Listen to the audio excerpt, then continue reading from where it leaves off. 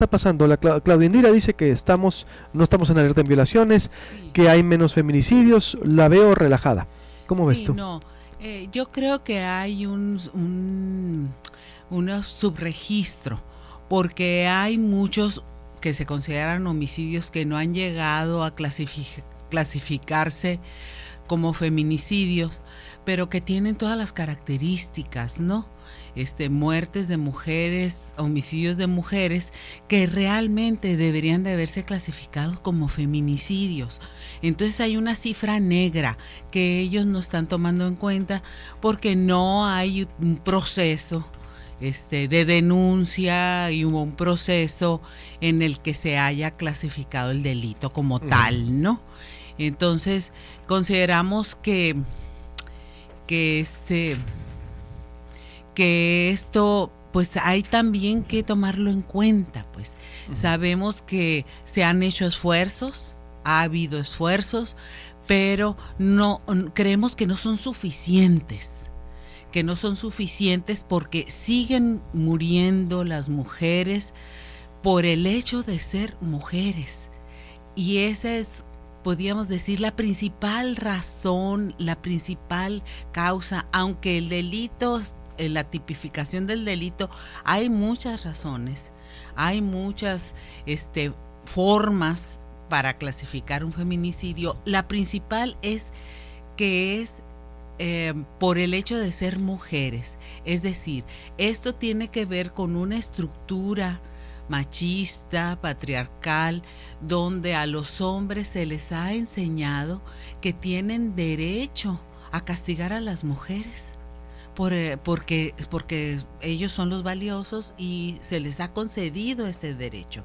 Ese es el origen de la violencia hacia las mujeres. Sí, por Sí, la forma que la es concibe la decir, sociedad. luego dicen, no, es que las drogas y el alcohol y los trastornos emocionales o mentales, esos pueden ser detonadores, pero a final de cuentas, abajo hay una estructura desigual en la sociedad donde a unos se les permite y se les ha tolerado el hecho de que puedan tener la capacidad o la esta, esta, este derecho de castigar a las mujeres emocionalmente, físicamente, económicamente y hasta llegar a la violencia máxima que es el feminicidio. Marielena Carrera, bienvenida. Felicidades, Marielena. Lo mejor para ti. Felicidades. Lo mejor. Estamos por Facebook Live también transmitiendo la violencia contra la mujer, transmitiendo en vivo. A ver, ¿cómo ves? Dice Silvia Núñez también ahorita la salud. Bueno, bienvenida también Silvia Núñez a Proyecto Puente del Observatorio Ciudadano Nacional del Feminicidio. Buenos días. Muy buenos días y muchas felicidades a Marielena Carrera por su cumpleaños. Gracias. Marielena, a ver, frente a qué estamos. También dice Inés Martínez, interesante, porque veo a Claudia Indira, dice que hay menos feminicidios, que da a entender que está un control de la violencia sobre la mujer. ¿Tú qué opinas? Hay una cifra negra, dice Inés. Sí, hay una cifra muy amplia, negra, y yo creo que tenemos primero para resolver un problema hay que reconocerlo. Y el reconocimiento viene de las 12 observaciones que hizo en su momento el grupo de trabajo que para detonar la alerta o no de género en el municipio de Cajeme o en Obregón. Se emitieron 12 recomendaciones al gobierno del estado.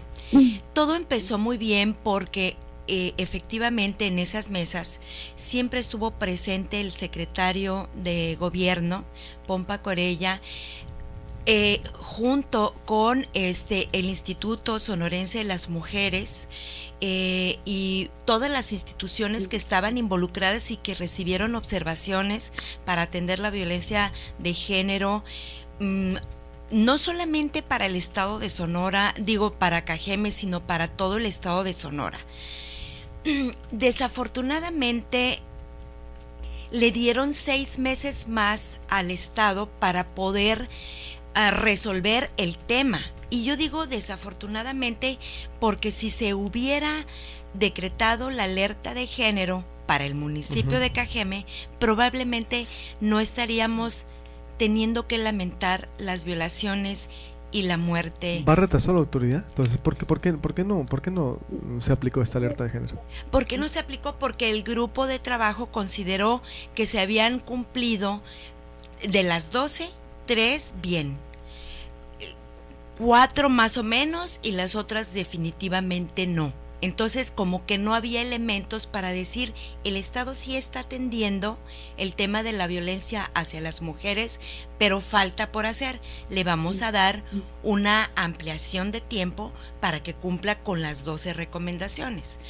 Entonces, la alerta de género es una herramienta que sirve para un buen gobierno. Buenos días. No es tanto un tache, sino que son una serie de elementos a las cuales tú les tienes que aplicar presupuesto, recurso humano y toda la inteligencia para poder resolverlo. Entonces, lo que están haciendo en la mayoría de los estados de la República es no reconocer el problema y decir, sí lo estamos atendiendo. ¿Aquí nos está reconociendo? Yo creo que se está reconociendo en parte, pero creo que falta un mayor apoyo. Por ejemplo, yo creo en la gran labor que está haciendo Claudia Indira como delegada allá, pero creo que ella no tiene ni todo el recurso presupuestal ni toda la gente que necesita para atender un problema tan grave en el sur del estado. Silvia, ¿cómo ves lo que dice? No hay suficiente recurso, dice Mariana Carrera, no se está haciendo lo suficiente. Pues al perfil dice Inés Martínez, hay una cifra negra que no se denuncia, un sistema machista ahí abajo que no se está atacando y que lo justifica todo contra la mujer, y que hay un subregistro por las cifras alegres que pueda presentar la autoridad. ¿Cuál sería tu análisis, Silvia Núñez? Pues muy buenos días y gracias por invitarme. Coincido en parte con las compañeras. Creo que efectivamente hay una violencia estructural, todo el sistema, incluso económico, político, educativo y en general laboral también, está organizado apoyando este sistema machista, patriarcal, en donde hay permiso pues para violentar a las mujeres en cualquier tipo y modalidad. Entonces la violencia feminicida está inserta en esta violencia estructural, en donde las mujeres cada vez parecen estar más acorraladas y más desprotegidas, puesto que se les está enviando a cuidarse y protegerse solas, ¿no? Declinando el Estado a esta obligación constitucional de garantizar la seguridad para todas las personas, pero en particular en el caso de las mujeres, por esta característica, por esta vulnerabilización que se ha hecho de las mujeres por las razones de género, ¿no? En cuanto a la cifra negra, yo más bien la dividiría en dos, que son los casos de feminicidio que han sido consignados como tal y los casos de feminicidio que no han sido consignados como tal y que se siguen investigando como homicidio. Esa es la diferencia que yo vería. Ahora bien, efectivamente sí hay una cifra negra de feminicidio de mujeres que fueron violentadas en forma extrema y que fallecieron después, y del cual ahí sí no tenemos registro de que haya sido un asesinato o un feminicidio, pero desde luego que lo son. Sin embargo, ahí es donde creo que las autoridades pues manejan las cifras de acuerdo a la estricta forma que lo hacen las autoridades, que es delitos denunciados, ¿no? Consignaciones realizadas de personas por tal o cual delito. Cosa que desde la sociedad civil lo hacemos de otra forma, porque tenemos otra metodología. Por ejemplo, en el caso del observatorio, que registra una base de datos con 17 variables, en donde nuestro análisis estadístico y también cualitativo pues nos da otros resultados, ¿no? Como son el que no es que hayan bajado dramáticamente los feminicidios, sino que ha aumentado mucho la violencia extrema. Por ejemplo, probablemente hay muchas más mujeres asesinadas de lo que realmente sabemos, ¿no? Ajá. ¿Qué tipo de violencia extrema? Si no llega a ser que contrasta con la autoridad, ¿no? Porque, a ver, me llama la atención, no me pudo decir, Claudia, ¿cuántos han resuelto? A ver, ¿cómo es posible que la autoridad diga, oye, van 17, van menos? Ah, qué bueno, ¿cuántos han resuelto? Esa sería procuración de justicia. No, pues no sé, todavía, a ver, no los traigo aquí. A ver, digo, pues algo muy serio. Es decir, partiendo de ahí, ¿no? Para cruzar datos también. Sí, una cifra también que no se registra son los intentos de feminicidio.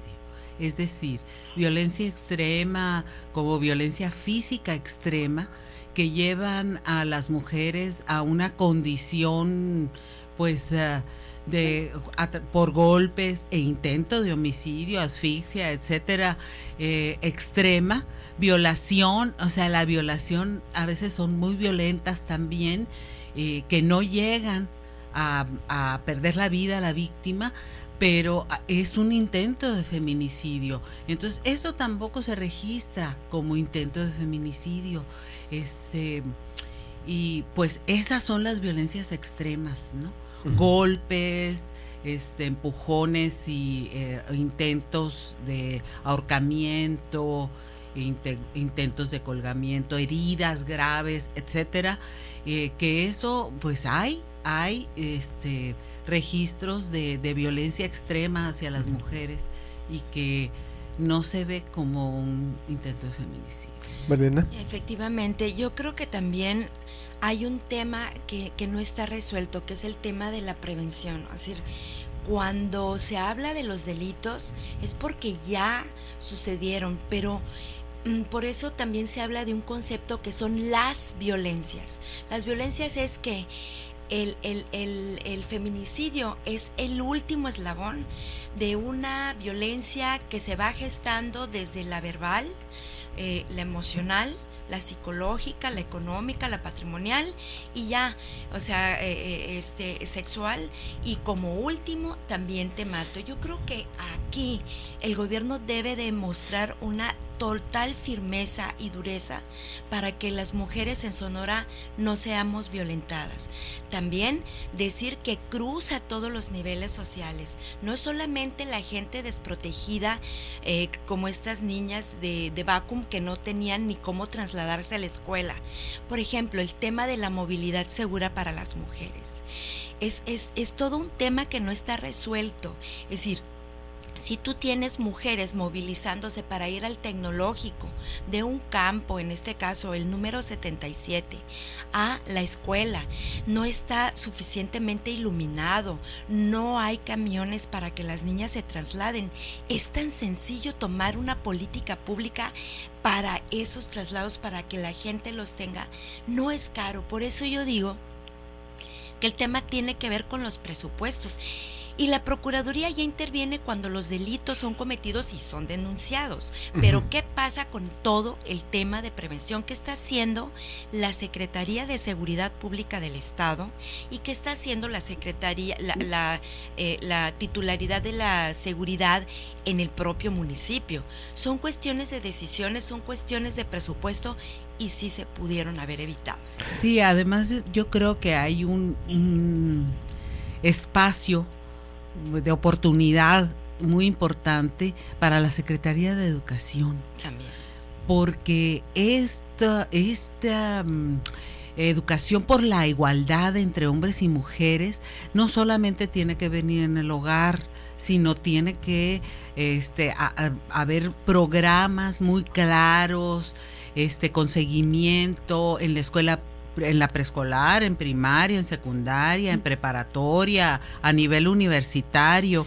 Es una obligación de la Secretaría de Educación Pública proveer a las instituciones de educación de programas pro igualdad entre hombres y mujeres, porque precisamente de ahí viene, de una falta de educación, pues. Sí, hay una estructura que hay que desmontar, y esa forma y cómo se desmonta, pues a través de la educación es una forma de desmontarlo, a través del derecho, de las leyes es otra forma de desmontarlo, a través de la procuración de justicia es otra forma, y todos esos elementos que coadyuven para precisamente evitar esa violencia tan tremenda que están sufriendo las mujeres, que tiene que ver precisamente con esa salida en masa de las mujeres a la vida pública. Eso no quiere decir que antes no haya habido violencia en los hogares, pero con la salida de las mujeres a la vida pública, al trabajo, a la educación pública, a la calle, eso las pone en riesgo que antes no existía porque estaban en su casa, o sea, solamente la violencia que se da en la casa, que es también muy grave, ¿no? Buena propuesta. Vámonos al fondo, a la educación, para cerrar. Entonces, ¿qué propuesta tienes, por ejemplo, tú, Marilena? ¿Por dónde se debe empezar? ¿Más recursos o por dónde? Más recursos, por supuesto, y programas totalmente focalizados para las mujeres en todas las secretarías, en economía, en salud, en seguridad, en educación. Es donde se trabaja y donde, como dice Inés, se desmonta toda una cultura de corte patriarcal y machista en contra de las mujeres. Yo creo que, híjole, no quisiera hablar que son áreas de oportunidad, son cosas que los gobiernos internacionalmente, las organizaciones internacionales están pidiendo a México como un tema de derechos humanos. Y yo lo que he comentado es que no atender las recomendaciones internacionales en términos de lo que es la violencia hacia las mujeres implica también menos recursos, porque el ONU Mujeres te retira un cúmulo de presupuesto porque no estás cumpliendo, o porque ese dinero que llega no lo estás usando para el tema de las niñas, los niños y las mujeres, sino los estás desviando para otras cosas, para lo que no son. Entonces, focalizar el presupuesto allí. Silvia, ¿qué propuesta? Sí, estoy totalmente de acuerdo con María Elena. Solo agregaría que también hay que transparentar esos presupuestos, porque efectivamente no sabemos en qué se están gastando, puesto que pues, ese proceso de investigación de alerta de género se liberaron recursos precisamente para el cumplimiento de las recomendaciones. Sin embargo, no vemos claro en qué se está aplicando y vemos los resultados que son nulos. Ahora, Sonora está inmerso en el panorama nacional, en donde los gobiernos están viendo las recomendaciones de alerta de género como un trámite a cumplir. En Sonora en particular, no pueden dejarle toda la carga a una delegada del sur de Sonora, que nos consta que hace todo su esfuerzo, que es una persona comprometida con el tema, que está dirigiendo el centro de justicia y que le entiende sobre todo, ¿no? Que ha trabajado, que tiene experiencia. A ella le dejen toda la carga. Es decir, la política pública no debe salir de una funcionaria, debe de salir desde el poder ejecutivo hacia abajo, y debe de ser un trabajo coordinado. Existe un sistema estatal de prevención, atención, sanción y erradicación de la violencia contra las mujeres que nunca lo hemos visto reunido, salvo en esos meses en que estaban poniéndose de acuerdo en cómo iban a cumplir las recomendaciones. Pero esa metodología de trabajo de estar reunidos debe de ser permanente según la ley de acceso. Sin embargo, siempre se mandan representantes, se mandan personas que no toman decisiones, que no saben cuál es el presupuesto, y entonces las reuniones son en vano para dar cumplimiento a un trámite. Entonces, urge que ese sistema tome la responsabilidad que tiene, que cree de una vez por todas cuál es la política hacia el combate a la violencia contra las mujeres, que se transparenten los presupuestos, y yo insisto, se debe declarar la alerta de género. No entiendo por qué les dieron 6 meses más si las mujeres siguen muriendo por asesinato y siguen muriendo por otras causas que tienen que ver con los diferentes tipos y modalidades de violencia de género.